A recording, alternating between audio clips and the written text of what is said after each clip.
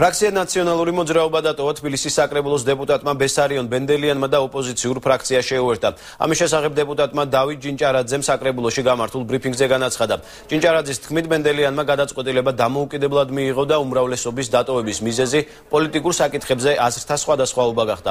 თავად ბენდელიანი თბილისის საკრებულოში დღეს არ მისულა. თბილისის საკრებულოს 47 დეპუტატიდან ნაციონალური მოძრაობა 25 მანდატს ინარჩუნებს. ოპოზიციას კი ამ დროისთვის 22 დეპუტატი ყავს. ეს იყო მისი პოლიტიკური გადაწყვეტილება, მისი დამოუკიდებელი გადაწყვეტილება.